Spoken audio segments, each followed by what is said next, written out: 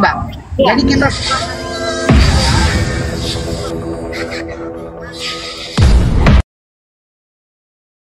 tadi sudah sepakat dulu ya. Jadi yang namanya wahyu atau firman atau kitab suci itu turunnya pasti ke nabi, Bang. Setuju nggak, Bang?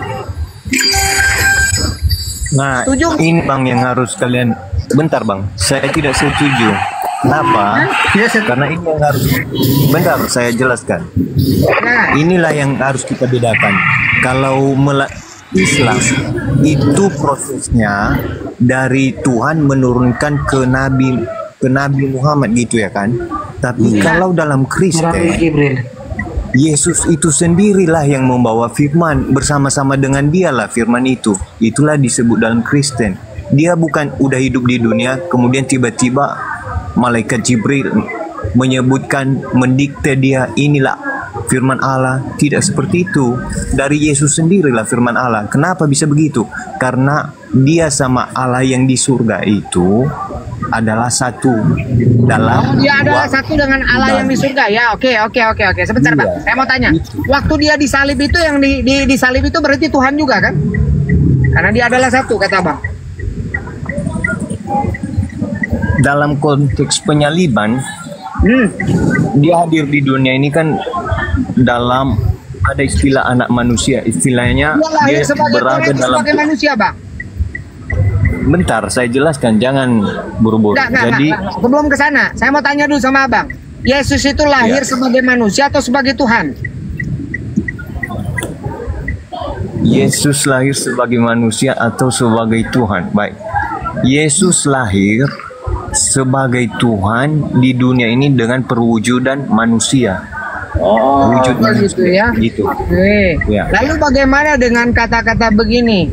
Apa namanya? Dengan disalibnya Yesus, dia dijadikan Tuhan tuh bagaimana tuh, Bang? Kan Gimana dia disalibnya Yesus? dituhankan itu semenjak dia disalibkan. Sebelumnya kan nggak ada yang menuhankan dia kan? Begitu Ya. kan? Oke. Baik. Jadi pertanyaannya, dia ini sudah lahir sebagai Tuhan atau sebagai manusia? Dari firman Yesus sendiri, dia sebelum bumi ada, dia sudah ada. Itu Mana dari firman. dalilnya, Bang? Bacakan dalilnya, Bang. Gini, kalau Pada mulanya adalah firman, bukan, Bang? iya seperti itu. Pada mulanya adalah firman. Firman. Terus firman itu menjadi daging. Ada kata Yesus nggak di situ, Bang? Itu perkataan siapa? Yang barusan tadi bilang itu kan Yesus kan? Hah? Itu penjelasan dari Yesus kan pada mulanya Nggak, awal. di situ ada awal nggak dia menyebut dirinya? Saat Tuhan Yesus mengatakan sebelum Musa ada, saya sudah ada. Itu ada itu. Di mana? Pernyataan Di Yesus mana? itu. Di mana? Di mana? Jadi Yesus Dalam itu kitab suci, dalam Injil. Hah? jadi Oke. memang kalau kalian cari yang dia langsung ngomong, dia langsung ngomong. Bentar. Gimana Ada ya Bang Zuma, ada Bang jelasinnya? Zuma, Baik. ada Bang Zuma. Lanjut Bang Zuma. Ada Bang itu Zuma, ada ahlinya Bang itu. Zuma. Allah, lanjut. Ada Bang Zuma. Kristen kita pion Inces dengan Bunda Cinta ya. Bentar. Ini Bang Zuma ini Assalamualaikum warahmatullahi Kristen apa Islam ini? wabarakatuh. Waalaikumsalam warahmatullahi wabarakatuh. Ini Bang Zuma Kristen apa Islam? Sebentar, Islam, Bang. Islam. Insya Allah Islam. Insya Allah Islam. Saya Islam. Jadi Mbak pion Iya. catur, gini. Lanjut, teman-teman. lanjut, Bang, lanjut. Ya, sebentar Bang Zuma ya, saya antar dulu ya. Lanjut. Pion catur, insya Allah kita konsisten di Komal ini. Yang saya butuh adalah teman-teman, jangan cuma melempar pertanyaan opini, terus sebentar kabur. Yang saya butuh adalah teman-teman, kita konsisten di Komal supaya ada edukasi buat teman-teman yang di lain. Di bawah, dan mudah-mudahan juga ada edukasi tambahan buat pion catur supaya jangan menerima informasi-informasi di luar yang tidak jelas ya. Insya Allah di sini ada Ustadz Bang Pratama. Alhamdulillah, syukur alhamdulillah kita kedatangan Gurunda atau sahabat Bang Zuma salah satu penggiat apologet Islam Indonesia. Ini yang pertama. Itu yang saya harap dengan Bang Inco, Bang Ince ya. Bang Ince, serta Bunda Cinta, 3 orang kita di sini. Dan Bunda Putri ini saya belum terlalu tahu latar belakangnya antara yang sampai standar ganda Islam dan Kristen. Oke, kita Bang Zuma tadi diskusinya adalah tentang ajaran kitab suci, yang dimana ajaran Kristen adalah pembuat kejahatan, sehingga analisa yang kita mau pembuktian adalah antara Al-Quran dan Bible. Itu kita sudah jelaskan Al-Quran asal muasalnya, metode penurunannya ke manusia, turun ke Nabi Muhammad sudah jelas, tidak terbantahkan. Sekarang kita melanjut kebenaran Bible. Apakah benar Bible itu firman Tuhan, ataukah Bible itu adalah catatan-catatan sejarah, buatan-buatan atau pikiran manusia yang dijadikan sebuah panduan kitab suci yang dianggap kitab suci oleh saudara-saudara kita Kristen, yang sehingga banyak kontradiksi atau ajaran-ajaran yang tidak logis dalam kehidupan kita di dunia ini. Seperti itu Bang Zuma. Mohon mungkin ada Begini tanggapan. Maaf saya potongnya. Siap-siap. Ini kan membahas kitab suci. Saya harap juga imbang lah. Jangan hanya Bible aja yang kita bahas. Oke. Saya insya Allah Komal ini menempatkan kita fair. Tapi tatkala kami juga teman-teman Islam menunjukkan sebuah kebenaran, tolong diterima juga secara fair, kawan. Jangan, artinya begini, sama-sama kita mencari pengetahuan ini. Kalau teman-teman Kristen bisa membuktikan dan meyakinkan kepada kami, teman-teman Islam, bahwa kebenaran secara logika, akal berpikir kita, secara ilmiah, secara fakta, insya Allah kami akan terima. Begitu juga sebaliknya. Di saat kami juga teman-teman Islam membuktikan kepada teman-teman secara keseluruhan bahwa ini loh Islam yang sebenarnya. Karena tujuan kami adalah menunjukkan kebenaran Islam. Itu poinnya. Jadi saya harap juga Bang Pion Catur kita fair-fairan juga gitu loh. Kita sama-sama, kalau Bang Pion Catur tidak tahu, belum tahu, katakan belum tahu. Gitu. Jangan beralibi ke sana mencari pembenaran, itu nggak bagus gitu. Cara kita diskusi begitu. Sepakat kita ya Bang Pion, mumpung di sini kita ini ada Bang Zuma gitu maksudnya. Ya, masukan mungkin Ustadz Pratama. Bagaimana Bang Pratama? Saya mau Gimana Bang Pratama? Bentar, saya mau kasih salam hormat pada guru dan semua. Iya Bang, ya Bang. Masya Allah. Assalamualaikum Bang. Waalaikumsalam warahmatullahi wabarakatuh. Salam hormat dan doa saya. Makasih Bang Pratama. Iya. Jadi Bang Zuma, ini saya pakai akun cadas, akun saya ini selaku moderator saya di Komal ini ya. Jadi akun titisan saya nggak pakai ngomong karena takutnya sering saya di report. Beberapa sudah banyak tumbang akun saya. Cuma menyiarkan atau live reply-kan siaran-siarannya Bang Zuma. Itu baru live reply loh. Kita sudah dihajar kiri kanan. Begitu. Oke, saya sapa dulu ya. Selamat pagi Bunda Cinta. Bunda Cinta. Bunda Cinta. Selamat pagi Bunda Cinta. Ya, Bunda Cinta ini kalau tidak salah akunnya siapa lagi namanya yang dari Kristenan itu. Bunda Putri, selamat pagi. Bu Rasmi. Iya Bu Rasmi kalau tidak salah. Sering dia naik di sini marah-marah. Ya, selamat pagi. Bunda Putri Islam ya? Islam dong.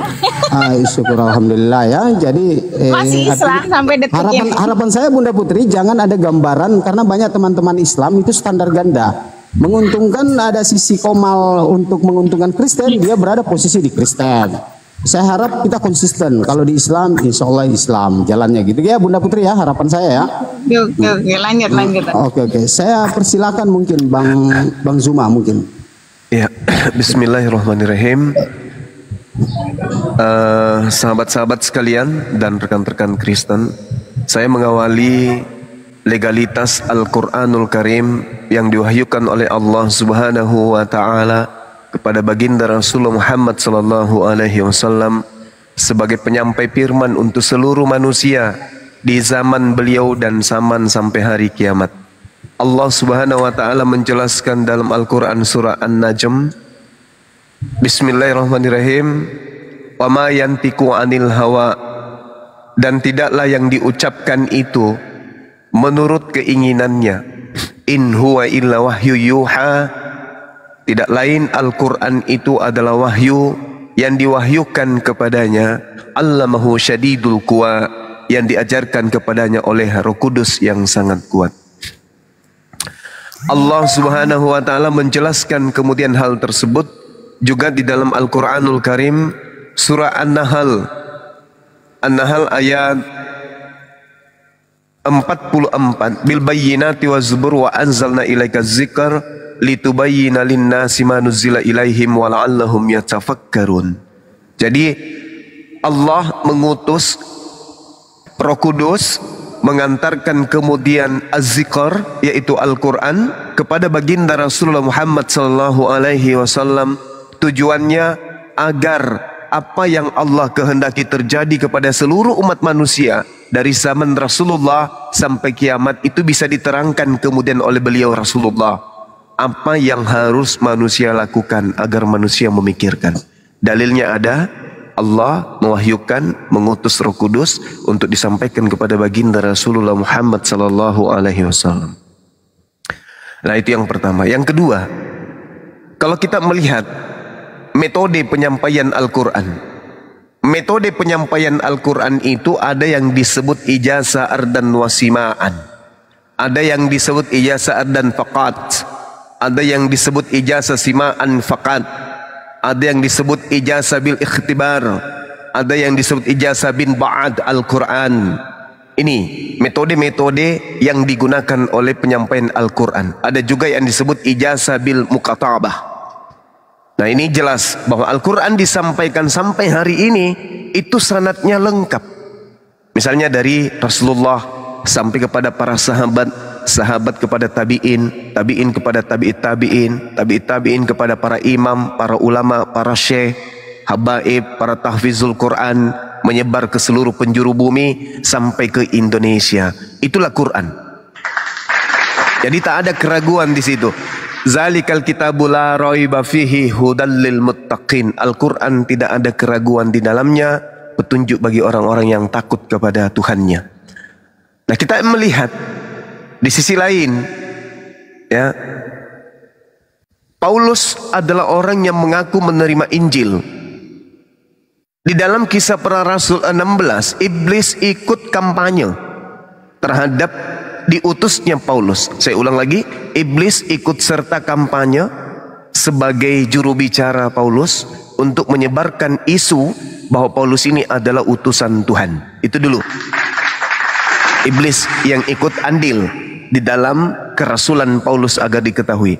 Yang kedua, Paulus mengatakan di dalam 2 Korintus 11 nomor 17, apa yang aku katakan, aku mengatakannya bukan sebagai manusia yang berkata menurut firman Tuhan, melainkan sebagai orang yang jahil, orang yang bodoh yang berkeyakinan bahwa Paulus ya bisa bermegah, bisa pamer, bisa ria kalau dia adalah rasul. Tapi yang disampaikannya ini bukan firman Tuhan, melainkan karya dia sendiri. Nah, intisarinya kemudian bisa kita lihat di dalam pengakuan beliau. Galatia 1:12, aku menerima Injil bukan dari manusia. Nah, ini, sedangkan penyampai Injil itu adalah manusia, yaitu Yesus anak Maria. Penyampai Injil kepada Bani Israel adalah manusia. Namanya Yesus. Dia anak manusia. Di dalam kitab Lukas 2:11, pada hari ini telah lahir bagimu juru selamat, manusia yang diurapi Tuhan di kota Daud. Jadi yang lahir adalah manusia. Sebagai penyampai firman dia manusia, tetapi Paulus mengaku tidak menerima dari manusia. Berarti 13 buku milik Paulus itu bukan dari Yesus, tapi dari makhluk lain yang bukan manusia. Siapakah dia? Nanti kita ulas. Demikian sementara, silakan. Oke, terima kasih Bang Zuma. Saya mungkin ada sedikit kalau sampaikan. Sebentar Bang Pion ya. Bang Zuma, saya cuma sampaikan sedikit. Di atas ini ada Bunda Panca. Ya, Bunda Panca merequest ke saya di saat live Bang Zuma di Komal ini. Ini ternyata di belakangnya Bunda Panca ini ada 3 pendeta yang mendengarkan Bang Zuma. Jadi Masya Allah. iya, jadi live kemarin Bunda Panca ini marah-marah sama saya. Karena waktu live kemarin, minggu kemarin, Bunda Panca ini diturunkan karena kebutuhan kursi. Sementara ternyata Bunda Panca ini mendengarkan live kita itu bersama pendeta tempat orang-orang Kristen di tempat kerjanya. Jadi pendeta ini mudah-mudahan sebentar mungkin ada pertanyaan-pertanyaan, nanti kita langsung lewat via telepon dari Bunda Panca. Seperti itu saya sampaikan Bang Zuma. Assalamualaikum Bang Juma, semua saudaraku. Waalaikumsalam warahmatullahi wabarakatuh, Bunda Panca. Salam kenal Bang, aku asli orang Jawa Tengah Demak, tapi domisili di Kalimantan Timur. Iya, Masya Allah. Ya, jadi kemarin memang pendeta 3 itu dengerin semua, lagi asik-asik aku diturunkan. Jadi aku marah sama titisan, nah langsung nomornya tak blokir dia. Jadi aku bilang nanti kalau ada lagi, nah ternyata ini cuma bosku aja jadi pendeta sendiri, tapi dia mendengarkan aja dulu begitu. Dia Ya, nanti pendetanya kalau mau bertanya silakan, atau mau masuk silakan, Bunda. Ya. Baik, saya tanggapi dulu lah pernyataan Bang Zuma tadi. Bisa kan? Iya, lanjut. Oke, silakan. Ya. Lanjut. Jadi pernyataan Bang Zuma tadi satu, bahwa Al-Quran tidak ada keraguan. Begini, saya memberi penilaian bahwa Al-Quran wajib dipertanyakan dan diragukan. Kenapa? Dasar saya apa? Yaitu sebelum dibukukan dan sejak Nabi Muhammad kalian sudah wafat, sudah meninggal, itu kan ada kuda yang kalian sebut sebagai dihafal. Nah, dalam proses penghafalan itu kemudian dibukukan. Pada saat pembukuan dari hafalan-hafalan tersebut, itu sangat berkesempatan sekali, sangat kemungkinan sekali untuk ditambah dan dikurangi. Bisa saja sebenarnya kita itu adalah Tuhan, bisa dikurangi, itu contoh ya, itu contoh. Tapi itulah contoh. Gitu. Yang kedua, saya mau menanggapi pernyataan ayat tentang Paulus tadi, bahwa dia setan ikut berkampanye. Coba bacakan ayatnya yang benar. Itu benar-benar dari Alkitab, karena selama saya menjadi Kristen itu nggak ada di dalam Alkitab setan berkampanye, nggak ada itu. Gitu ya. Boleh saya baca? Gitu. Ya baik, gini. Sebelum Anda baca, saya minta bukan hanya satu ayat, tapi 2 ayat sebelumnya dan 2 ayat setelahnya itu digabung. Harus dibaca 5 ayat. Silakan. Baik. Jadi di Kalau dalam bisa on cam sambil membaca. nggak usah terlalu banyak. Paulus juga kalau nggak tahu mukanya kok. Kau imani aja bukunya. Kisah Para Rasul 16 tertulis di sana dengan sangat jelas.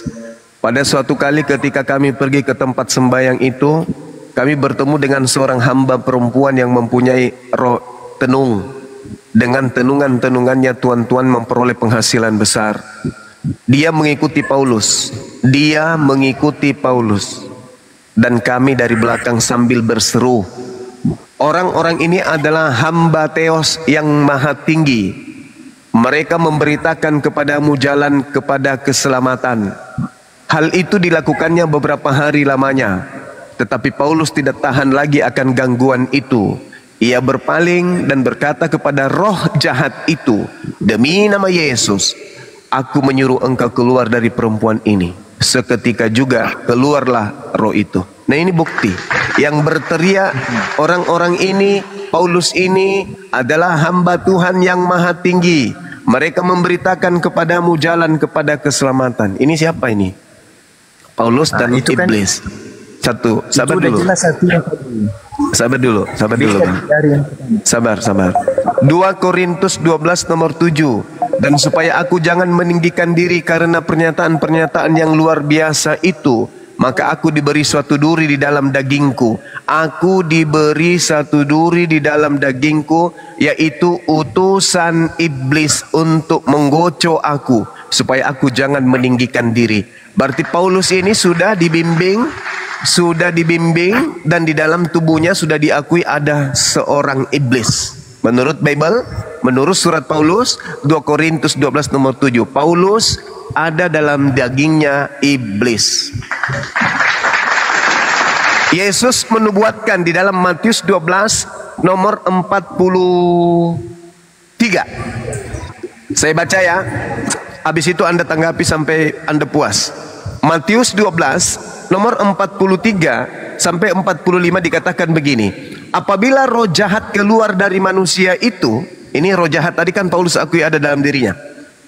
Ia pun mengembara ke tempat-tempat yang tandus dan mencari perhentian, tetapi ia tidak mendapatkannya. Lalu roh jahat itu berkata, aku akan kembali ke rumah. Sabar. Melebar kemana-mana ini. Sabar.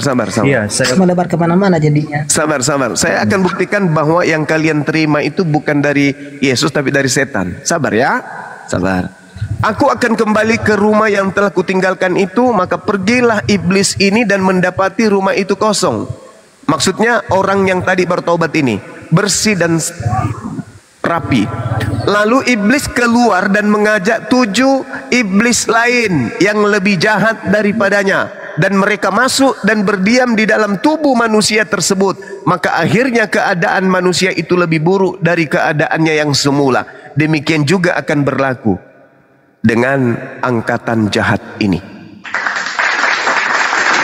Jadi ada orang seangkatan Yesus yang kerasukan iblis, 8 roh iblis, dan Paulus mengaku pada dirinya ada iblis. Oke ya. Jadi iblis yang memberikan 13 surah kepada Paulus itu. Silakan. Jadi nggak nyambung ini lari ke Matius sama ke. Ya, Yesus menubuatkan ada orang seangkatan dia kerasukan 8 roh jahat, dan dia adalah angkatan jahat. Siapa dia? Orang Farisi. Siapa orang Farisi? Baca. Orang Farisi banyak lah, masa satu aja. Yang mendirikan agama dan mengajak orang menyembah kepada mantan mayat siapa? Ada orang Farisi selain Paulus?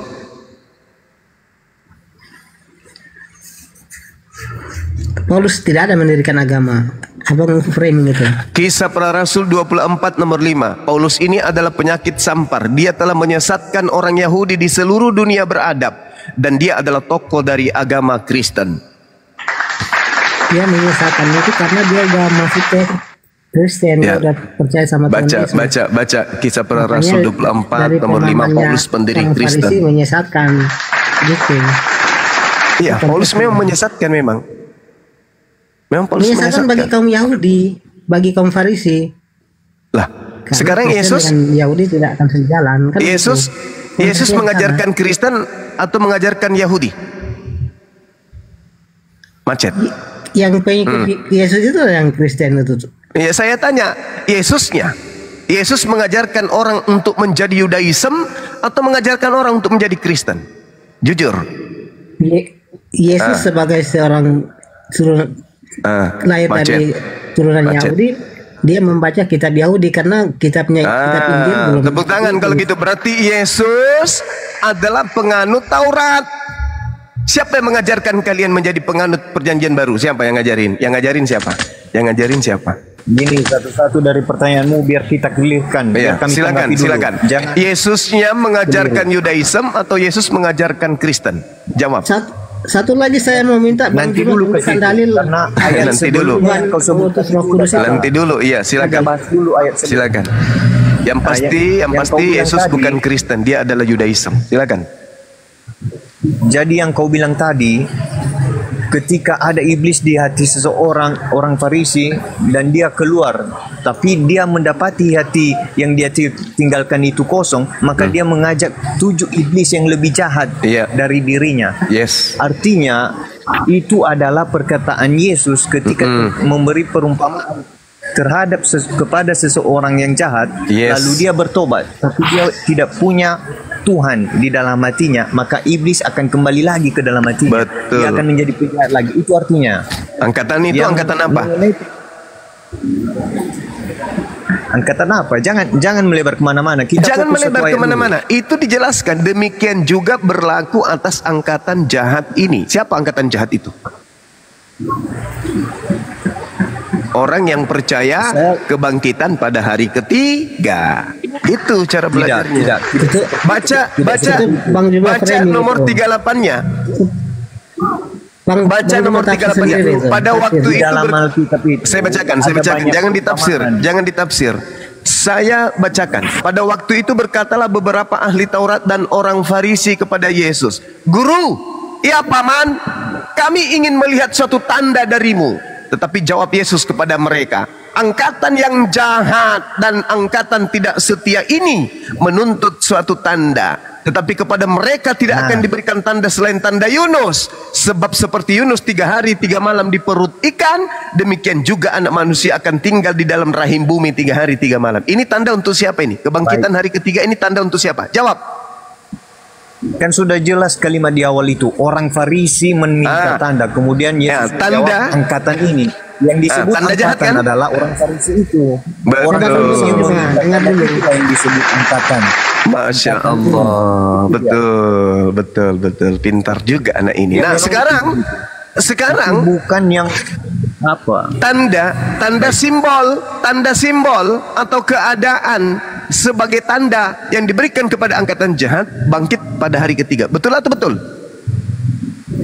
Loh, yang begitu orang Farisi saja minta tanda bingung bukan dalam bentuk tanda salib, bos. Begini semua. Saya ulang. Angkatan jahat diberi simbol pada hari ketiga keluar dari kubur. Betul? Biarkan saya jawab, Anda diam. Boleh? Baik, Paman, silakan. Jadi orang Farisi meminta tanda. Tanda yang mereka sebut tanda adalah bukan tanda salib, bukan tentang tetapi mukjizat. Itulah yang mereka sebut tanda. Kalau membaca satu ayat, kau akan bingung. Gitu. Kaumnya Nabi Yunus, satu ayat, kau akan bingung. Kaumnya Nabi Yunus menjadikan ikan sebagai simbol. Kaumnya angkatan jahat menjadikan salib sebagai simbol. Ingat ya, salib itu lambang pertamanya ikan. Nah, sekarang Anda lihat yang diberikan simbol 3 hari 3 malam ini angkatan jahat atau angkatan baik? Angkatan jahat. Menanggapi karena angkatan jahat. Kenapa? Itu tuh sudah tertulis. Angkatan jahat ini, angkatan tidak setia ini minta satu tanda dan tidak akan diberikan satu tanda apapun. Itu yang dimaksud adalah orang Farisi, bos. Oke, Filipi 3 nomor 5, aku adalah orang Farisi. Bang Juma ini Ya, lompat. Jadi kan saudara ini berkata itu simbol untuk orang Farisi. Paulus orang Farisi. Filipi 3 nomor 5, aku ini Paulus, aku adalah berdarah Farisi. Tergenapi kan? Jadi begini orang ya. Bertobat. Saya Paulus sebagai bertobat. orang Kristen. Lalu setelah bertobat setia kepada hukum Taurat. Lalu setelah dia tidak setia kepada hukum Taurat, dia 2 kali lebih jahat dari tadi. 2 kali lebih jahatnya di mana, Bang Juma? Dia nggak pernah membunuh setelah bertobat.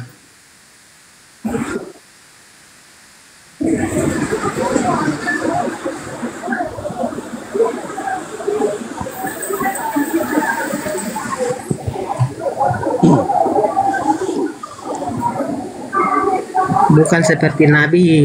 Jadi Nabi malah berperang, beda kan?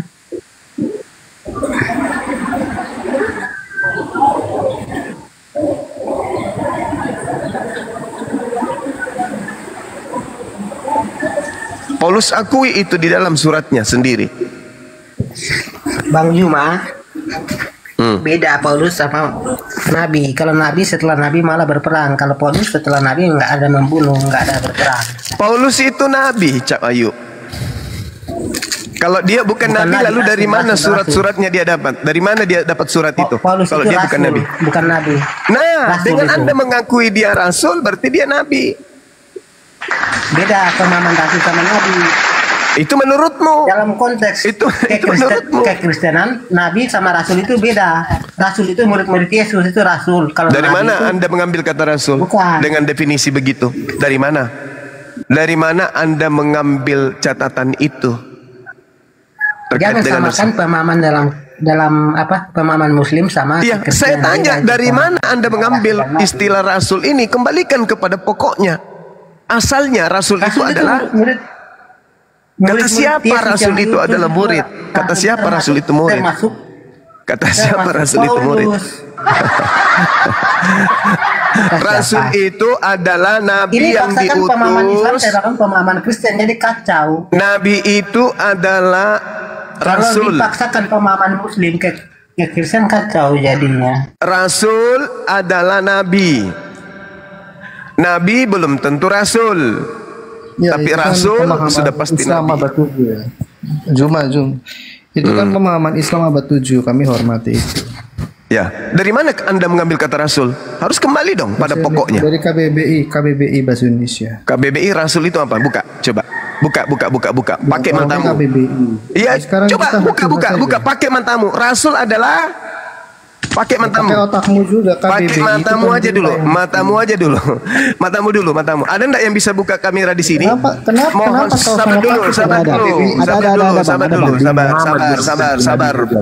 sabar. Kamu sabar. Kamu murid baru di sini. Coba buka KBBI. Rasul adalah biar orang ini belajar. KBBI bukan Muhammad yang bikin. Ya silakan Anda buka. KBBI adalah salahnya kami KBBI adalah diam dulu. Murid baru diam. KBBI adalah Rasul mempunyai arti adalah orang yang menerima wahyu Allah Subhanahu wa taala untuk disampaikan kepada manusia. Jedor. Makanya kalau jadi murid itu masuk dulu, absen, duduk baik-baik, perkenalkan diri, janganlah senyerocos kau, Justin. Tolong besarkan saya. Nah, silakan besarkan kata Rasul menurut KBBI. Silakan. Supaya matamu yang bolor itu lihat ya. Oke, silakan. Diam mulutmu. Diam. Rasul KBBI adalah orang yang diutus oleh Tuhan Yesus, bukan Muhammad. Iya, mana tertulis Tuhan Yesus di situ? Mana? Allah, wahyu Allah, SWT. Iya, yang kedua. Botol yang kedua nih. Yang kedua. Malu. Yang di atas tuh. Yang kedua, yang kedua. Rasul orang yang menerima. Orang yang menerima. Yang pertama dong. Yang pertama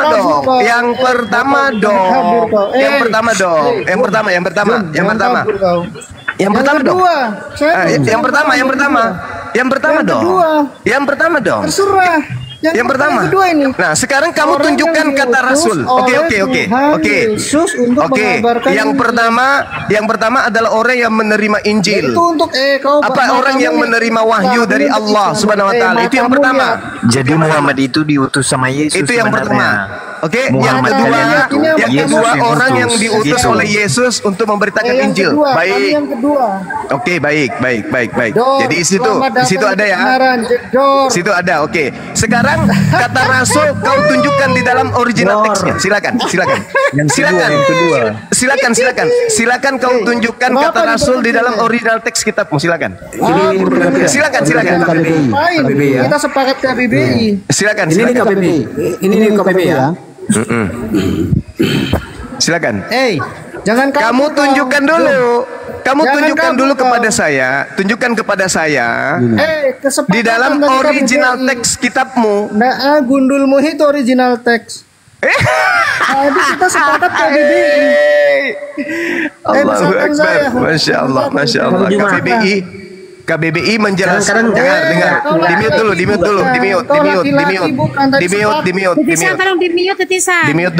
dulu. Murid saya yang baru masuk ini di mute dulu. Dengarkan gurumu baik-baik. Dengarkan.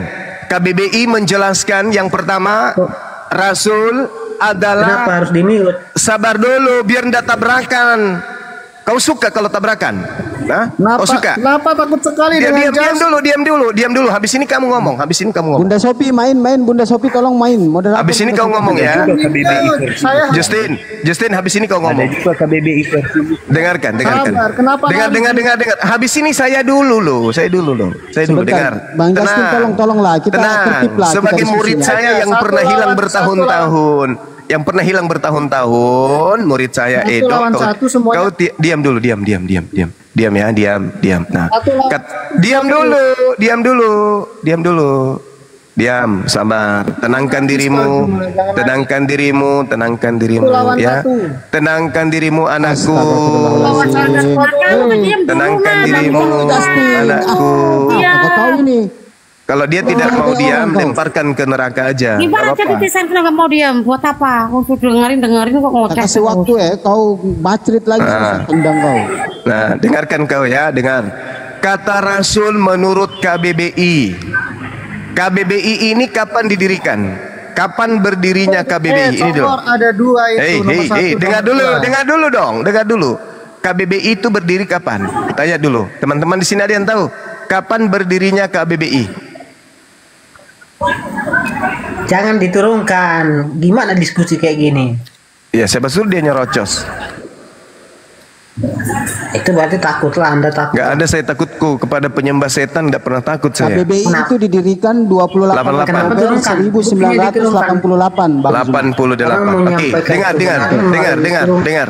KBBI didirikan tahun 1988. Titik Naikkan ya. kembali. Nah, sekarang kita lihat di dalam kata Rasul Naikkan menurut kembali. KBBI yang baru didirikan Naikkan tahun kembali. 1988. Oke? Menurut KBBI yang didirikan tahun 1988, Rasul adalah utusan Allah Subhanahu wa taala. Lalu tahun 1988 Rasul juga diartikan bahwa adalah utusan Yesus. Mari kita tertawa. Ya, ternyata nanti di tahun 1988 baru kata Rasul itu diartikan sebagai utusan Yesus. Nah, untuk memahami ini, mari kita kembali ke original teks. Di mana di dalam kitabnya orang Kristen ada kata Rasul berdasarkan original teks? Ada nggak? Nggak ada. Rupa-rupanya kata Rasul itu nanti dirampok setelah tahun 1988 resminya diartikan atau didefinisikan oleh KBBI. Malu nggak? Malu nggak? Kalau Kristen nggak ada malunya pasti. Malu dong. Buat apa malu cuma framing doang kayak Bang Zuma framing doang. Banyakan Rasul framing. itu Ince, kita sudah sepakat tadi. Kita diskusi dengan baik. Artinya Enggak, dia ngomongnya terlalu apa Bang Iya, Zuma Pak, ini. sabar. Ngomong Artinya bilang begini, malu-malu segala kawan-kawan. macam. Artinya Padahal dia begini. framing banyakan framing. sabar. Ince dengar saya, Ince. Saya Artinya tanya dulu. kalau Bang Oke. Bang Ince mau ngomong bernarasi memiliki data, ya, kita akan terima. Bang Zuma apa yang dia sampaikan itu punya dasar, ada pondasi rujukannya. Enggak, ada juga framingnya, bukan dasar semua. Ada framingnya, makanya saya Astagfirullahaladzim. protes. Sekarang dia punya dasar, ada bukti kok. Kenapa teman-teman tidak mau menerima kebenaran itu? Sekarang di saat dari awal kita diskusi, saya Ince tidak pernah bawakan mengakui dia data sama ada saya. juga pakai dalil, ada juga yang framing tidak pakai dalil. Itulah yang saya bilang. Ada juga kata yang Rasul dengan resmi dalil. kalian pakai. Kata Betul, Rasul dia ngomong resmi terus kalian bukan data- pakai dari ngomong tahun bukan berapa, data Dik? itu baru fair. Adik, Ini adik, kata Rasul resmi kamu pakai itu mulai dari tahun.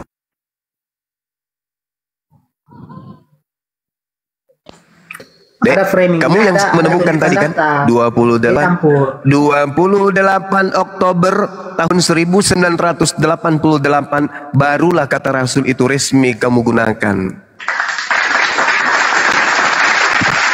Oke, nah, kita tinggalkan itu ya. Jadi Paulus itu nabi yang adalah rasul. Tidak ada rasul tanpa nabi. Nabi dulu. Nabi dulu baru jadi rasul. Kalau Anda mengatakan dia bukan nabi, lalu dari mana 12-13 kitabnya ini dia dapatkan? Dari mana dia dapatkan? Nabi itu yang menerima wahyu. Rasul itu yang menyampaikan wahyunya. Paulus menerima wahyu enggak?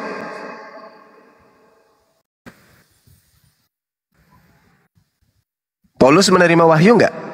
Kalau Tidak, Paulus tidak Paman. menerima wahyu, tidak, berarti betul dia bukan nabi. Nah, dengan kalau bukan dia tidak- kalau dia tidak menerima wahyu, berarti dia bukan nabi. Dengan demikian dia juga bukan rasul. Memang betul, Paulus bukan dalam nabi, dalam Paulus juga pemahaman bukan Kristen rasul. banyak Jangan kau bawa penerima pemahaman wahyu Kristenmu di itu, sini. tapi tidak semuanya Jangan kamu bawa pemahaman Kristenmu di sini, nggak laku bagi orang berakal. Pemahaman makanya Kristen jangan hanya bawa cocok pemahaman bagi orang Kristen yang itu tidak di sini, berakal. tak laku juga. Pemahaman Cuma, Kristen Ice, itu, Pemahaman Ice. Kristen juga nggak laku sama kita. Jadi kita iyalah ajaran Yesus aja kalian tolak, apalagi ajaran Islam. Nah sekarang kita kembali kepada tema ya, kembali aja kepada tema kita ya. Iya. Jadi saudara-saudara, Paulus itu menerima pengajarannya selama sebanyak 13 buku itu bukan firman Tuhan. hanya Bang Juma ini standar. Paulus ini bukan firman Tuhan, yang ditulis itu bukan firman Tuhan, bukan. Yang menjadi sumber firman, nih untuk saudara Kristen pahami, yang menjadi sumber firman di antara orang-orang yang akan saya sebutkan namanya ini, Anda pilih Yesus, Paulus, Lukas, Markus, Matius, Petrus. Siapa di antara 6 orang ini yang menjadi sumber firman? Ada Kristen yang berani jujur? Yang menjadi sumber firman di antara orang yang saya sebutkan namanya tadi itu siapa? Ya. Siapa yang Tanggapi. menjadi utusan? Bang Pion silakan. tanggapi sebagai Kristen. Bang Pion, monitor. Bang Pion, Yesus, Lukas, Markus, Paulus. Siapa di antaranya yang menerima firman dari Elohim sebagai sumber? Siapa bang? Baik, begini. Saya tidak mau jawab pertanyaan ini dulu. Kenapa? Karena berat, ini mempermalukan. Kristen bisa gulung tikar Bukan. kalau Anda jawab jujur. diskusi ini tidak seimbang gitu loh. Pemberian waktu untuk bicara juga dibatasi, Oke, dipotong-potong. Oke, maaf. Makanya Silakan Anda bicara. Saya diam. Oke, silakan. Menghujat gitu loh. Nah, jadi gini Bang Pion, seolah-olah Bang Pion. dari tadi semua itu sudah menyiapkan semua pertanyaannya untuk dibacakan, semua pernyataannya untuk dibacakan, dan kami tinggal menjawab iya atau tidak aja. Diskusi macam apa itu? Saya juga mau menanyakan Al-Quranmu itu kenapa isinya kayak dongeng gitu loh? Kenapa isinya kayak dongeng? Gini Saya mau oke. menanyakan ini. Bang Pion, gini kita clear. Kita sepakat di awal ya, kita diskusi baik-baik dalam hal ini secara logis, secara data, ya kan? Al-Quran sudah kita jelaskan dari awal sebelum Bang Zuma naik, kita sudah jelaskan bersama Ustadz Bang Pratama. Tapi di situ Bang Pion tidak menanggapinya dan menerima itu. Kita sudah jelaskan semua sehingga kita masuk ke ajaran teman-teman Kristen. Saya pikir begitu. Tadi Kita yang dibahas itu tadi adalah yang kita sepakati di awal, apa itu kitab suci.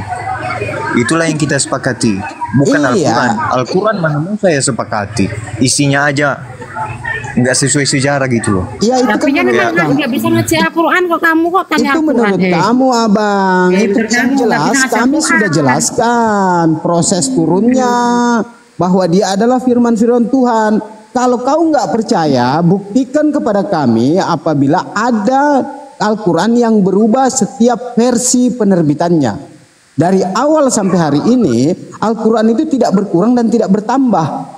Tidak ada tambahan kosakata apapun. Sekarang kita masuk ke Bible Anda. Coba kami menemukan dari setiap tahun penerbitannya itu selalu berubah kosakatanya.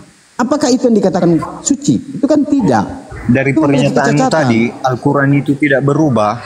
Itu dari proses matinya Muhammad itu sampai dibukukan kan ada proses menghafal. Itu sangat berkesempatan sekali untuk diubah dan ditambah atau dikurangi. Pada Bisa saja saat contohnya. dihafal bro, bisa pada saat Al-Masih dihafal itu adalah terkonfirmasi. Kamu dikucluk, Dengar kamu dulu, dikucluk, nggak kau jelas. gini Itu dengar dulu, contohnya. gini dengar dulu. Pada saat dihafal itu terkonfirmasi langsung kepada Nabi Muhammad. Itu paham sebelum kepergiannya Nabi Muhammad. Benar. Jadi kan dia bentuknya itu dalam bentuk hafalan. Seluruh sahabat-sahabat Nabi Muhammad itu di cross check hafalannya. Tatkala sudah benar diiyakan. Begitu proses teknisnya. Begitu Bang, terbukti sampai hari ini Al-Quran itu tidak berubah. Tidak ada tambahan. Dan tidak ada manusia satupun yang mampu menyamai pikiran-pikiran yang ada di Al-Quran. Kan begitu. Iya, itu sejak dibukukan ya. Wah. Itu sejak dibukukan. Kita Tapi clear di proses sini Al-Quran penghafalan bro. Kita kita clear. nggak Sekarang tahu. begini saja. Bisa Gini kita saja. Ini buktikan. kita butuh waktu ini bro. Sekarang begini. Ambilkan saya satu ayat Gitu. yang memang itu bukan pikiran Tuhan. Tunjukkan saya. Supaya jangan baca kita di sini. Baru saya tunjukkan kamu, bebel kamu yang cacat. Nah,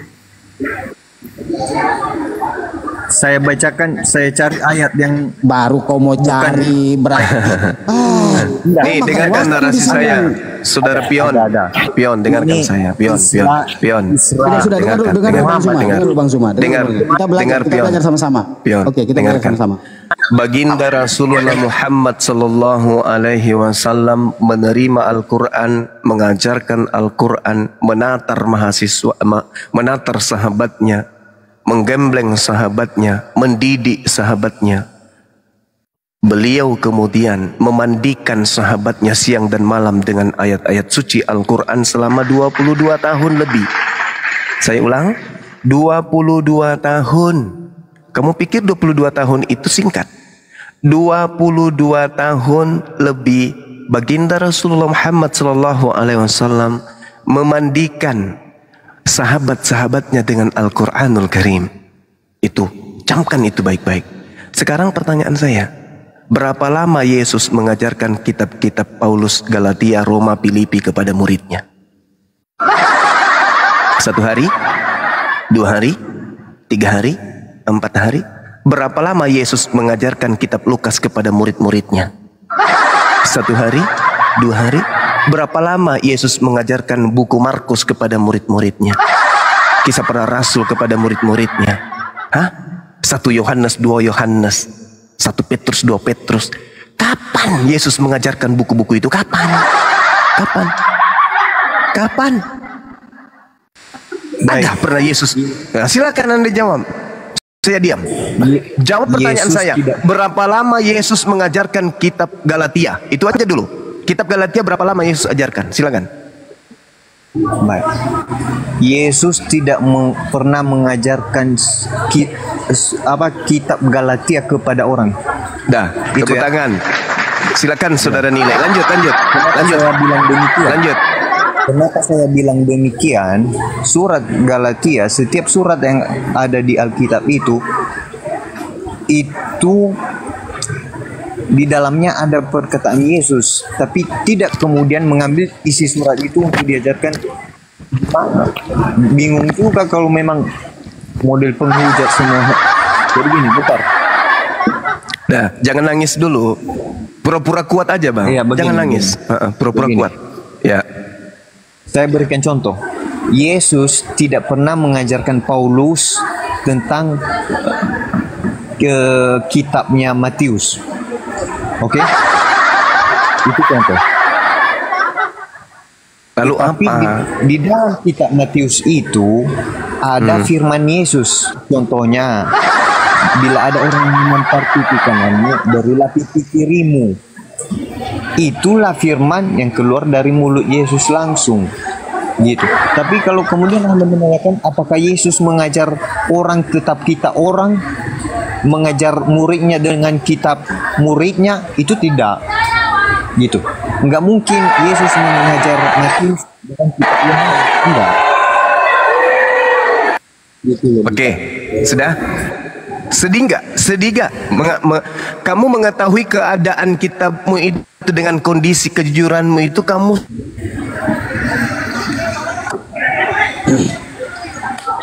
Berisi dulu jaringan. sedih tidak melihat Lari-lari, agamamu ini kamu sedih atau minimal malu tidak Anda itu melihat keadaan agamamu ternyata berasal dari buku-buku yang Yesus sendiri tidak pernah ajarkan? Malu nggak tuh? Malu nggak kamu? Itu pernyataan siapa? Itu pernyataan siapa? Malu nggak? Saya tidak. Lah kamu tadi mengatakan menyetujui bahwa pernyataan itu. Yesus tidak pernah mengajarkan kitab-kitab tersebut. Kamu sendiri yang mengatakan. Yesus tidak pernah membacakan, mengajarkan Ya. kepada murid-muridnya buku-buku tersebut. Betul? Betul. Ini dengar. Yesus tidak pernah membaca. Sudah selesai, gulung tikar sudah. Itu. Nah sudah selesai. Selesai berarti betul Kristen ini adalah agama yang berdiri sendiri, bukan ajaran Yesus. Udah ya? Ada lagi yang mau dibahas? Kalau udah selesai, udah gulung tikar kan? Al-Quran sudah semakin benar. Al-Quran mengatakan dalam surah Al-Baqarah ayat 79. A'udzubillahi minasyaitonirrajim. Fawailul lil ladzina yaktubuna al-kitaba bi aydihim tsumma yaquluna hadza min 'indillah. Celakalah orang yang menulis buku dengan tangannya sendiri lalu berkata itu dari Allah. Ternyata Anda sudah menjawabnya sendiri kalau kitab Anda itu bukan dari Tuhan. Jangankan dari Tuhan, dari Yesus aja kagak. Udah selesai. Izin. Saya belum menjawab seperti itu. Udah lanjut. Yang saya jawab, saya sapa dulu. saya menanggapi pertanyaan. Sabar Pion, clear kita. Selamat pagi menjelang siang, Bang F Logia. Oke, Bang F Logia. Pagi. Oke, kita santun di sini ya, diskusi kita mau edukasi teman-teman di bawah ya. Boleh. Bang F Logia. Ya. Tolong dibantu temannya yang mengatakan bahwa Yesus tidak pernah mengajarkan kitabnya Kristen. Bantu itu Bang. Bantu, kasihan. Begini Pak, ya. Anda tidak mengerti terbentuknya kitab suci, kitab Alkitab itu bagaimana terbentuknya ya. Saya tidak tanya terbentuknya seperti apa Bang. Terbentuknya itu nanti pada saat pengkanonan. Nah, setelah Paulus di penjara baru terbentuk buku-buku itu. Yang saya pertanyakan, apakah Yesus pernah membahas, mengajarkan kepada pengikutnya tentang buku-buku Galatia, Roma, Filipi, Korintus? Pernah enggak? Itu pertanyaan. Saya jelaskan. Anda tidak berframing kepada saya. Tidak ada framing loh. Ini pertanyaan loh. Kalau Yesus tidak mengenal buku-buku yang mengantarkan Anda menyembah kepada makhluk. Saudara, kalau Yesusnya tidak pernah mengajarkan buku-buku yang mengantarkan Anda menyembah kepada makhluk gaib yang datang kepada Paulus, udah selesai. Gulung tikar agamamu. Udah selesai. Ternyata Yesus tidak mengenal buku panduan kalian yang kalian pakai untuk menyembah makhluk yang bernama Yesus Kristus. Ya kan? Itu pemahaman kamu yang sengklek. Ya sudah, kalau itu pemahaman saya bicara dulu Pak. Ada framing nggak keruan itu. Ya, silakan Anda tunjukkan bahwa Yesus pernah mengajarkan buku-buku yang Anda tenteng ke gereja. Silakan. Saya diam. Kepada Anda diam dulu. Ya, saya diam. Tapi awas ya, kalau sampai tidak kena kepada apa yang saya butuhkan, saya minta kau colok pantatmu sendiri, habis itu kau cium. Ya, maaf saya harus tegas. Nanti saya boleh bertanya kembali ya. Boleh dong, silakan jawab aja. Saya boleh bertanya kembali kan? Iya, jawab dulu. Apakah Yesus mengajarkan buku panduan yang kau gunakan untuk menyembah makhluk halus? Oke, saya jawab. Yang kau sebut roh itu. Nah, silakan. Saya jawab. Terbentuknya Alkitab itu dituliskan justru itu mengajarkan tentang apakah Yesus mengenal, mengajarkan itu bukan apakah Yesus mengajarkan buku-buku yang kau tenteng ke gereja sebagai alat buku-buku untuk menyembah makhluk bertanduk 7 bermata 7. Jawab. Nabi Anda itu turun dari mana? Jawab dulu. Jawab. Apakah Yesus mengajarkan buku-buku yang kau pakai menyembah makhluk bermata 7 itu? Jawab. Jangan di-mute ya. Om Efrogi, artinya begini Bang, kita diskusi. Jangan di-mute ya. Langsung konkret aja apa yang ditanyakan, itu yang dijawab. Jangan melebar ke kiri ke kanan. Itu sudah jelas Bang Zuma mempertanyakan. Tinggal dibuktikan. Saya sudah jawab kok. Tiba-tiba dimun, ngapain dimun? Sabar. Sabar Bang, sabar Om. Sudah jawab katanya. Ayo coba diulang apa jawabannya tadi pertanyaannya Bang Zuma. Coba. Yesus tidak mengajarkan buku-buku, justru buku-buku itu ditulis karena pengajaran Yesus. Alhamdulillah. Udah selesai. Udah selesai ya. Sudah dua. Dan kau balik-balik. Iya. Sudah dua orang yang mengakui bahwa ternyata kitabnya Kristen itu tidak diketahui dan tidak diajarkan oleh Yesus. Masya Allah. Masya Allah. Masya Allah. Masya Allah. Allahu Akbar. Masya Allah. Ya, apa yang kamu pertanyakan? Silakan. Yang pasti kita sudah bungkus jawabannya, teman-teman. Kristen ini mengakui bahwa Yesus tidak mengenal buku panduan kekristenan yang mereka sebut Perjanjian Baru, di mana isinya kepada makhluk bertanduk 7 dan bermata 7. Ya, silakan. Siapa yang mengelegalkan nabimu yang keluar dari gua tiba-tiba jadi nabi? Ada jawab. Oke. Baginda Rasul. Siapa saksinya? Rasulullah wa khataman nabiyyin.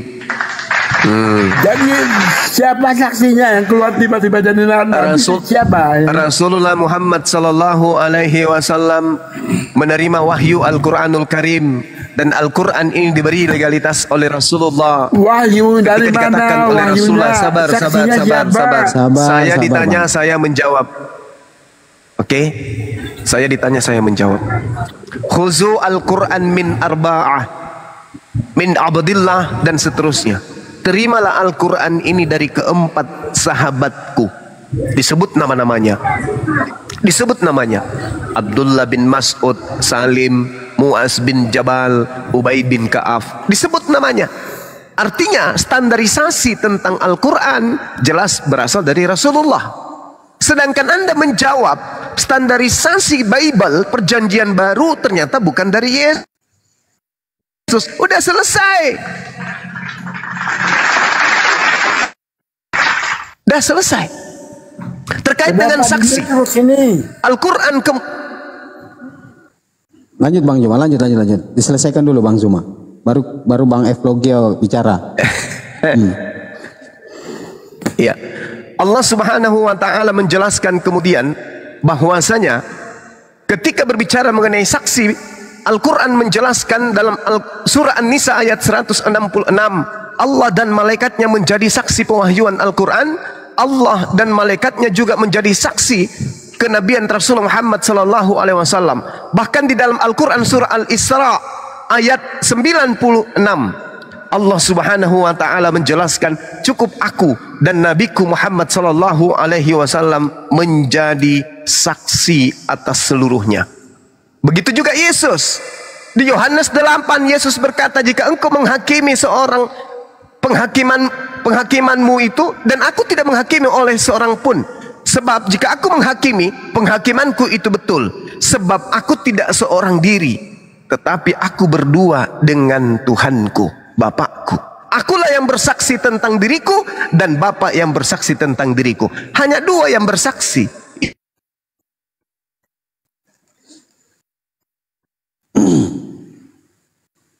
Kul kafa billahi syahida baini wa bainakum innahu kana bi ibadihi khabiran basira. Katakanlah kepada manusia, wahai Nabi Muhammad, cukuplah Allah menjadi saksi antara aku dan kamu sekalian. Sungguh dia Allah mengetahui, maha melihat akan segala hamba-hambanya. Tuh jelas. Jadi yang menjadi saksi adalah Allah. Sama seperti Yesus, Yohanes 8 nomor 16, 17, 18. Yesus bersama dengan Tuhannya, hanya berdua saksi.